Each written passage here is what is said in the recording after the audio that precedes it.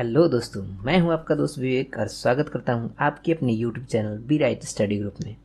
दोस्तों, आज की इस वीडियो में मैं हिस्ट्री का सबसे ज़्यादा इम्पोर्टेंट टॉपिक वैदिक संस्कृति, जिसे वैदिक सभ्यता के नाम से भी जानते हैं, उसके सारे प्रश्न जो एग्ज़ाम में बार बार पूछे जाते हैं, उन सबको इस वीडियो में आपको बताने वाला हूँ। दोस्त, मैं सबसे पहले आपको बता दूँ कि हमने हिस्ट्री की सीरीज शुरू कर दी है, तो जो भी मेरे दोस्त हिस्ट्री की टॉपिक पढ़ना चाहते हैं तो हमारे चैनल के प्लेलिस्ट में जाएं और वहां से हिस्ट्री की कोई भी टॉपिक पढ़ सकते हैं। दोस्तों, इस वीडियो में मैंने सारे क्वेश्चन सिलेक्टेड और इम्पोर्टेंट लिए हैं, तो अगर आप किसी भी एग्ज़ाम की तैयारी कर रहे हो तो यह वीडियो आपके लिए काफ़ी ज़्यादा यूज़फुल रहने वाली है। तो दोस्त, वीडियो को पूरा देखें और बने रहिए हमारे साथ। चलिए शुरू करते हैं। हमारा पहला प्रश्न है, पूर्व वैदिक या ऋग्वैदिक संस्कृति का काल किसे माना जाता है? तो पूर्व वैदिक या ऋग्वैदिक संस्कृति का काल जो है वो माना जाता है दोस्त 1500 ईसा पूर्व से लेकर 1000 ईसा पूर्व तक। तो इस प्रश्न का सही जवाब हो जाएगा ऑप्शन ए, 1500 ईसा पूर्व से लेकर 1000 ईसा पूर्व तक की काल को जो है पूर्व वैदिक या ऋग्वैदिक संस्कृति का काल माना जाता है। चलिए देखते हैं अपने अगले प्रश्न को। हमारा अगला प्रश्न है कि उत्तर वैदिक संस्कृति का काल किसे माना जाता है? तो उत्तर वैदिक संस्कृति का काल जो है वो 1000 ईसा पूर्व से लेकर 600 ईसा पूर्व तक के काल को माना जाता है। तो इस प्रश्न का सही जवाब हो जाएगा ऑप्शन बी। चलिए देखते हैं अपने अगले प्रश्न को। हमारा अगला प्रश्न है कि भारतीय संगीत का आदि ग्रंथ किसे कहा जाता है? तो भारतीय संगीत का आदि ग्रंथ जो है वो कहा जाता है सामवेद को। तो इस प्रश्न का सही जवाब हो जाएगा ऑप्शन डी, सामवेद। चलिए देखते हैं अपने अगले प्रश्न को। हमारा अगला प्रश्न है, ऋग्वेद का कौन सा मंडल पूर्णतः सोम को समर्पित है?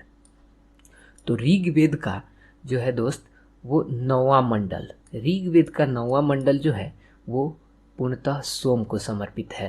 तो इस प्रश्न का सही जवाब हो जाएगा ऑप्शन सी। चलिए देखते हैं अपने अगले प्रश्न को। हमारा अगला प्रश्न है कि प्रथम विधि निर्माता कौन है? तो प्रथम विधि निर्माता जो थे वो थे दोस्त मनु। तो इस प्रश्न का सही जवाब हो जाएगा ऑप्शन ए, प्रथम विधि निर्माता मनु। चलिए देखते हैं अगले प्रश्न को, सबसे प्राचीन वेद कौन सा है? तो सबसे प्राचीन वेद जो है वो है ऋग्वेद। तो इस प्रश्न का सही जवाब हो जाएगा ऑप्शन ए। चलिए देखते हैं अपने अगले प्रश्न को। गायत्री मंत्र की रचना किसने की थी? तो गायत्री मंत्र की रचना जो है दोस्त वो की थी विश्वामित्र ने। तो इस प्रश्न का सही जवाब हो जाएगा ऑप्शन बी, विश्वामित्र। चलिए देखते हैं अपने अगले प्रश्न को। हमारा अगला प्रश्न है, ऋग्वेद में संपत्ति को क्या कहा गया है? तो ऋग्वेद में संपत्ति को जो है वो गोधन कहा गया है। तो इस प्रश्न का सही जवाब हो जाएगा ऑप्शन ए, गोधन। चलिए अगला प्रश्न को देखते हैं कि ऋग्वैदिक आर्यों का मुख्य व्यवसाय क्या था? तो ऋग्वैदिक आर्यों का मुख्य व्यवसाय जो था वो था पशुपालन। तो इस प्रश्न का सही जवाब हो जाएगा ऑप्शन बी, पशुपालन।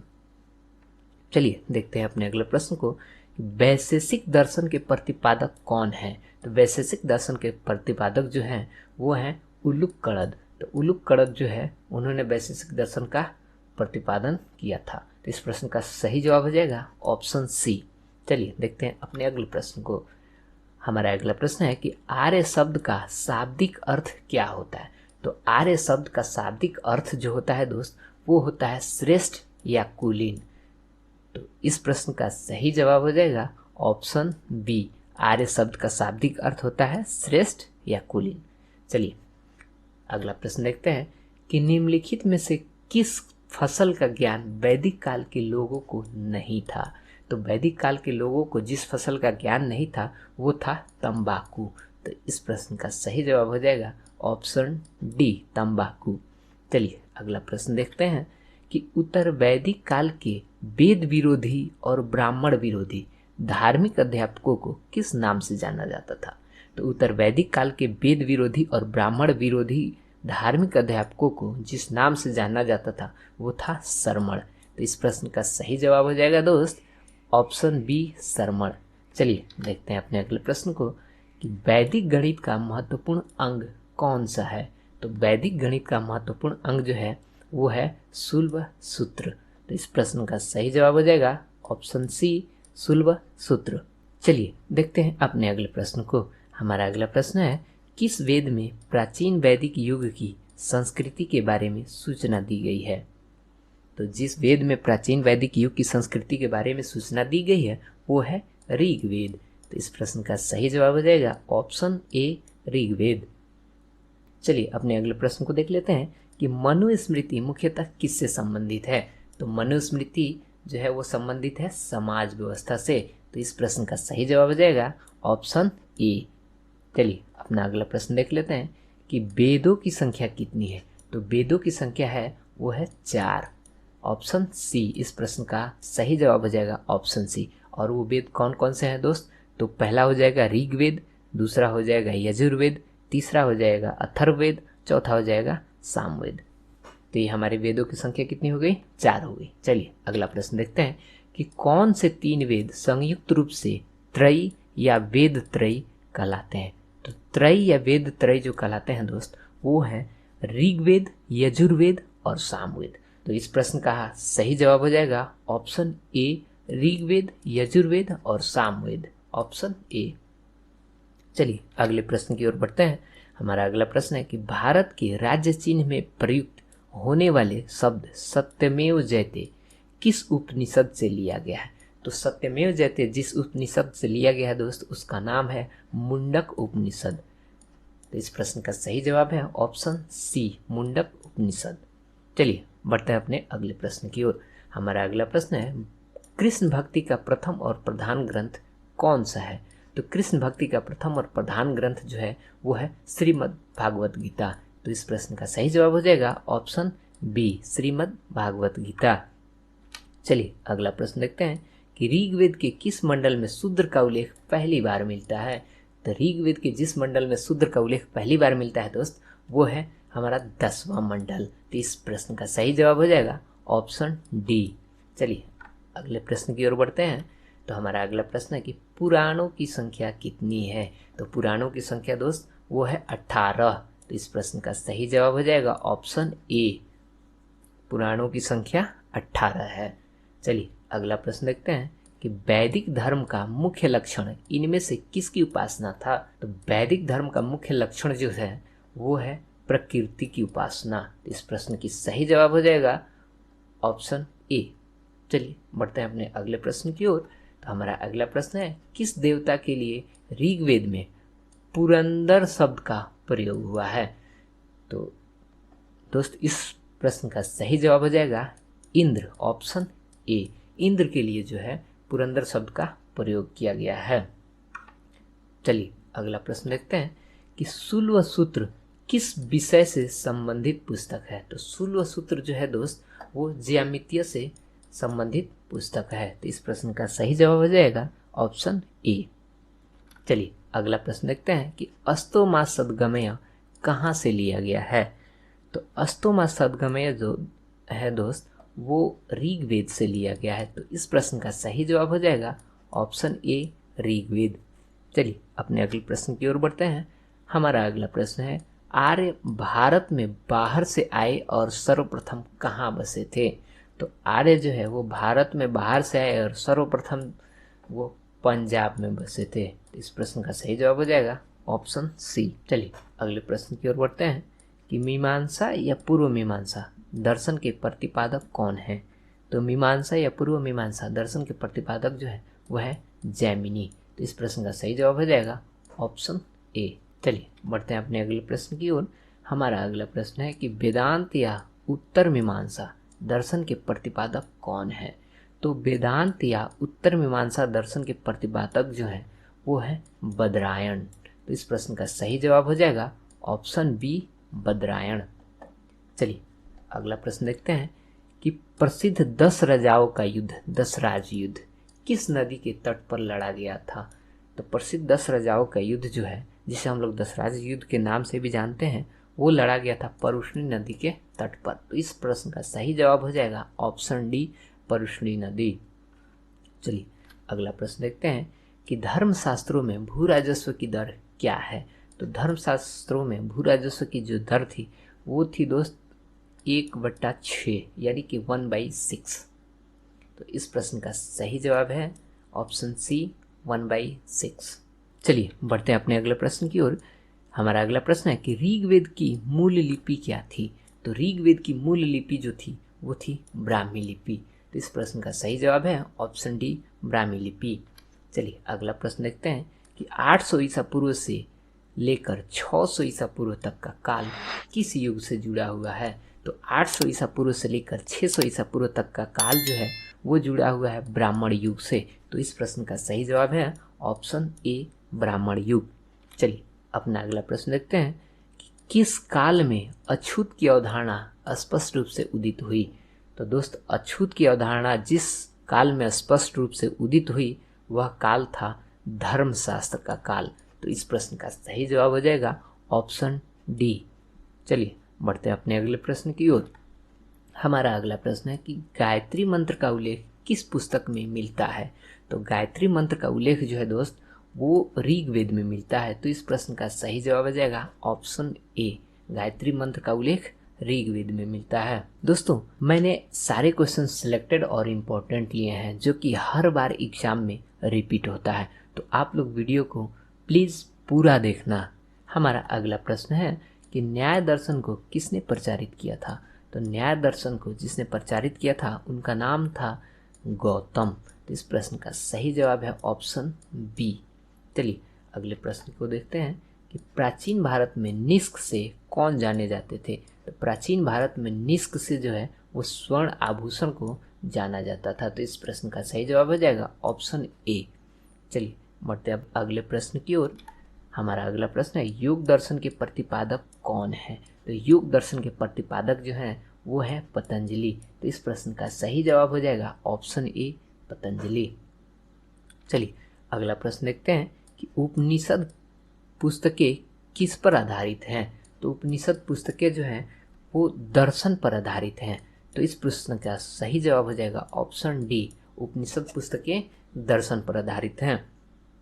चलिए अगला प्रश्न है कि आरंभिक वैदिक साहित्य में सर्वाधिक वर्णित नदी कौन सी थी। तो आरंभिक वैदिक साहित्य में सर्वाधिक वर्णित नदी जो थी वो थी सिंधु। तो इस प्रश्न का सही जवाब है ऑप्शन ए, सिंधु। चलिए अगला प्रश्न देखते हैं कि उपनिषद काल के राजा अशोपति किसके शासक थे। तो उपनिषद काल के राजा अशोपति जो थे वो केकय के शासक थे। तो इस प्रश्न का सही जवाब हो जाएगा ऑप्शन बी, केकय। चलिए अगला प्रश्न देखते हैं कि अध्यात्म ज्ञान के विषय में नचिकेता और यम का संवाद किस उपनिषद में प्राप्त होता है। तो अध्यात्म ज्ञान के विषय में नचिकेता और यम का संवाद जो है वो दोस्त कंठोपनिषद में प्राप्त होता है। तो इस प्रश्न का सही जवाब हो जाएगा ऑप्शन सी, कंठोपनिषद। चलिए अगला प्रश्न देखते हैं कि सांख्य दर्शन के प्रतिपादक कौन है। तो सांख्य दर्शन के प्रतिपादक जो है वो है कपिल मुनि। तो इस प्रश्न का सही जवाब हो जाएगा ऑप्शन ए, कपिल मुनि।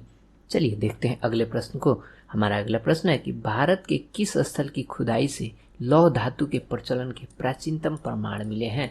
तो इस प्रश्न का सही जवाब हो जाएगा अंतरजी खेड़ा, ऑप्शन बी। अंतरजी खेड़ा की खुदाई से जो है लौह धातु के प्रचलन के प्राचीनतम प्रमाण मिले हैं। तो चलिए अगला प्रश्न देख लेते हैं कि निम्नलिखित में से किसका संकलन ऋग्वेद पर आधारित है। तो इस प्रश्न का सही जवाब हो जाएगा ऑप्शन बी, सामवेद। चलिए अगला प्रश्न देख लेते हैं कि निम्नलिखित में से कौन प्रस्थान त्रयी में शामिल नहीं है। तो प्रस्थान त्रयी में दोस्त वो भागवत शामिल नहीं है, क्योंकि भागवत गीता शामिल है, ब्रह्मसूत्र शामिल है और उपनिषद, ये तीनों के तीनों प्रस्थान त्रयी में शामिल है। इस प्रश्न का सही जवाब हो जाएगा ऑप्शन ए, भागवत। चलिए अगला प्रश्न देख लेते हैं कि कर्म का सिद्धांत किससे संबंधित है। तो कर्म का सिद्धांत जो संबंधित है वो है दोस्त मीमांसा से।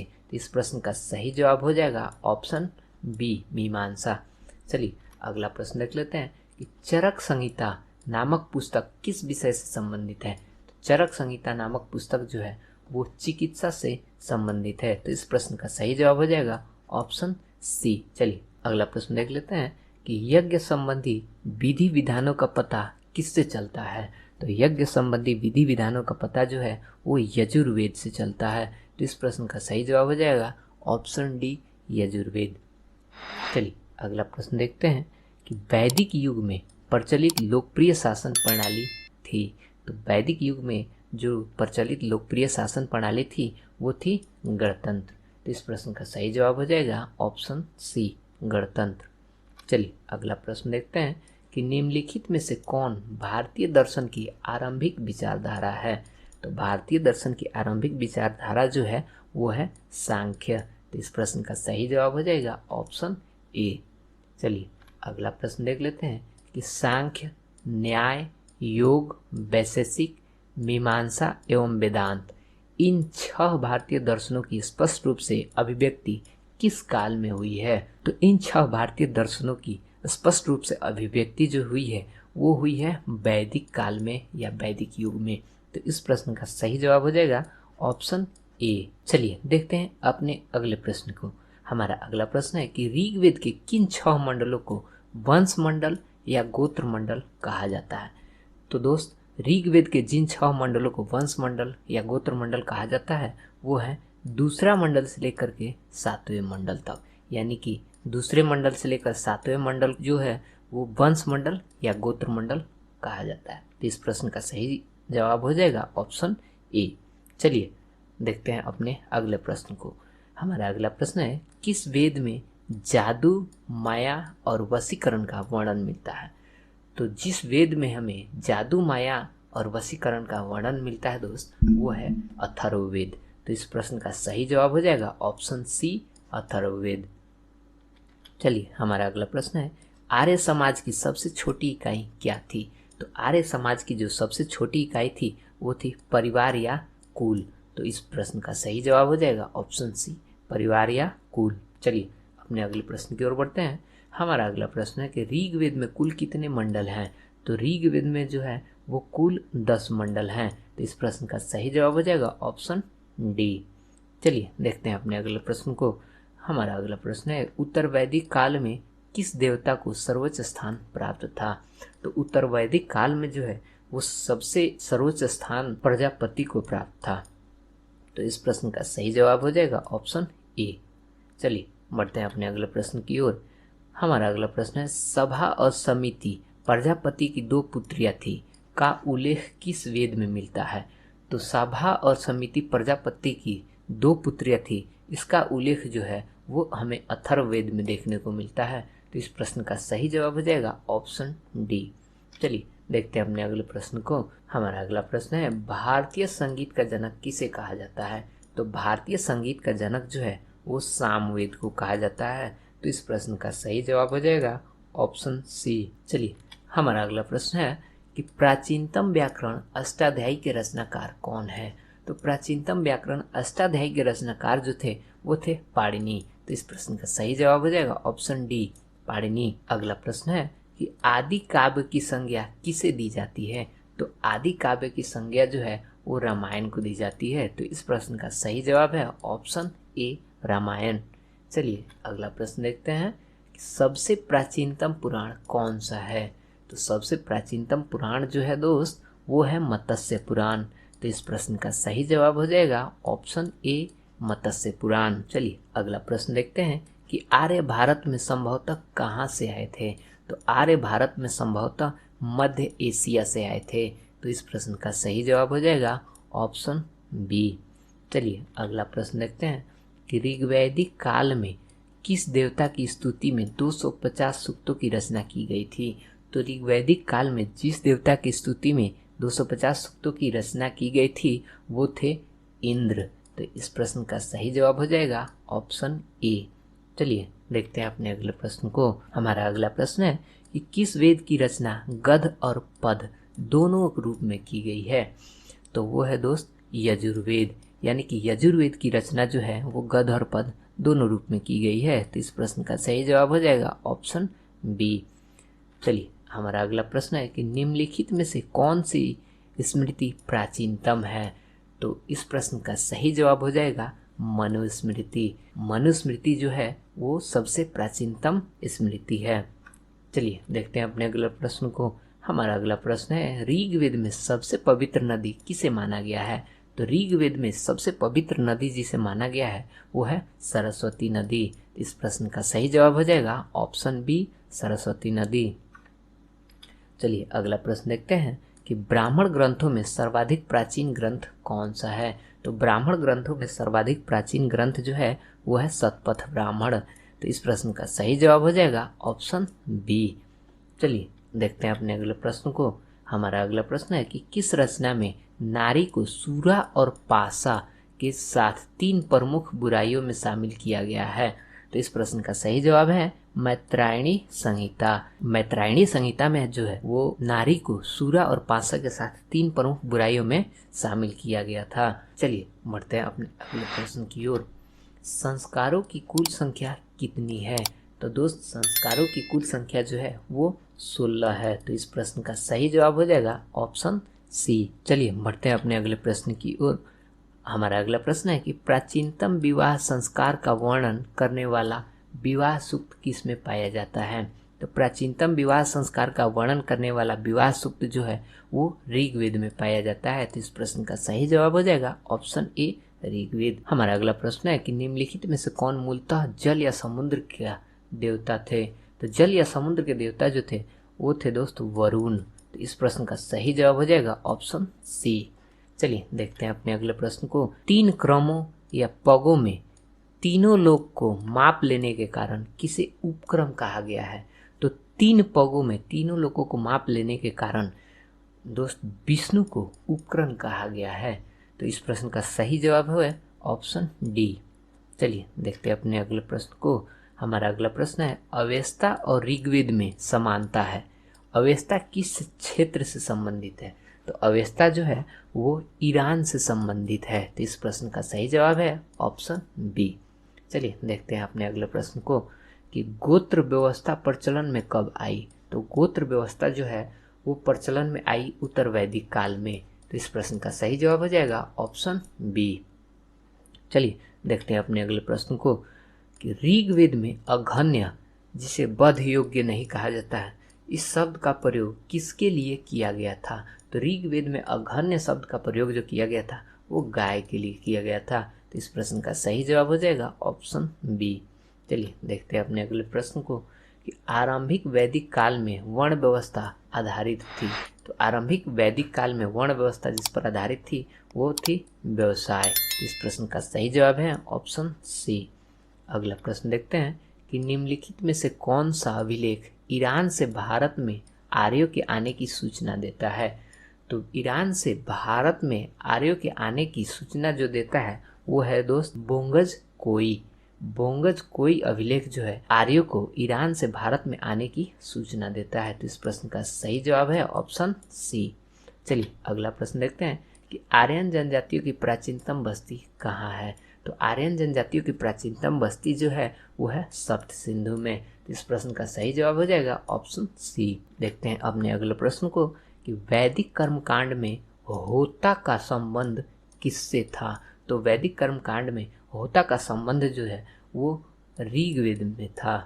तो इस प्रश्न का सही जवाब है ऋग्वेद। चलिए अपना अगला प्रश्न देखते हैं कि क्लासिकीय संस्कृत में आर्य शब्द का अर्थ क्या है। तो क्लासिकीय संस्कृत में आर्य शब्द का अर्थ जो है वो है एक उत्तम व्यक्ति। तो इस प्रश्न का सही जवाब है ऑप्शन डी। चलिए अपने अगले प्रश्न को देखते हैं। हमारा अगला प्रश्न है कि वेदांगों की संख्या कितनी है। तो वेदांगों की संख्या जो है वो है 6। तो इस प्रश्न का सही जवाब हो जाएगा ऑप्शन सी। चलिए अगला प्रश्न देखते हैं कि ऋग्वेद में कुल कितने सूक्त हैं। तो ऋग्वेद में जो है वो कुल 1028 सूक्त हैं। तो इस प्रश्न का सही जवाब हो जाएगा ऑप्शन ए। ऋग्वेद में कुल 1028 सूक्त हैं। चलिए अगला प्रश्न देखते हैं कि ऋग्वेद में वर्णित देवताओं में सबसे प्रमुख देवता कौन थे। तो ऋग्वेद में वर्णित देवताओं में सबसे प्रमुख देवता जो थे वो थे इंद्र। तो इस प्रश्न का सही जवाब हो जाएगा ऑप्शन ए। चलिए अगला प्रश्न देखते हैं कि वेदों के रचयिता कौन थे। तो वेदों के रचयिता जो थे वो थे महर्षि कृष्ण द्वैपायन वेदव्यास। महर्षि कृष्ण द्वैपायन वेदव्यास जो है इन्होंने वेदों की रचना की थी। तो इस प्रश्न का सही जवाब हो जाएगा ऑप्शन सी। चलिए अगला प्रश्न देखते हैं कि ऋग्वेद के वैदिक ग्रंथ में किस शब्द का पहले उल्लेख हुआ है। तो ऋग्वेद के वैदिक ग्रंथ में जिस शब्द का पहले उल्लेख हुआ है वो है वर्ण। तो इस प्रश्न का सही जवाब है ऑप्शन ए। चलिए अगला प्रश्न देखते हैं कि ऋग्वैदिक काल के प्रारंभ में निम्न में से किसे महत्वपूर्ण मूल्यवान संपत्ति समझा जाता था। तो ऋग्वैदिक काल के प्रारंभ में जो है जिसे महत्वपूर्ण मूल्यवान संपत्ति समझा जाता था वो है गाय। तो इस प्रश्न का सही जवाब है ऑप्शन बी, यानी कि गाय को जो है ऋग्वैदिक काल में सबसे महत्वपूर्ण मूल्यवान संपत्ति समझा जाता था। चलिए अगला प्रश्न देखते हैं। हमारा अगला प्रश्न है कि आर्यों को जाति कहने वाला पहला यूरोपियन कौन था। तो आर्यों को जाति कहने वाला जो पहला यूरोपियन था वो था मैक्स मुलर। तो इस प्रश्न का सही जवाब हो जाएगा ऑप्शन सी। चलिए देखते हैं अपने अगले प्रश्न को। हमारा अगला प्रश्न है कि वैदिक लोगों के द्वारा किस धातु का प्रयोग पहले किया गया था। तो वैदिक लोगों के द्वारा जो है वो तांबा का प्रयोग पहले किया गया था। तो इस प्रश्न का सही जवाब हो जाएगा ऑप्शन डी, यानी कि वैदिक लोगों के द्वारा तांबा का प्रयोग सबसे पहले किया गया था। चलिए अगले प्रश्न को देखते हैं कि वैदिक युग में राजा अपनी जनता से जो कर वसूलते थे उसे क्या कहते थे।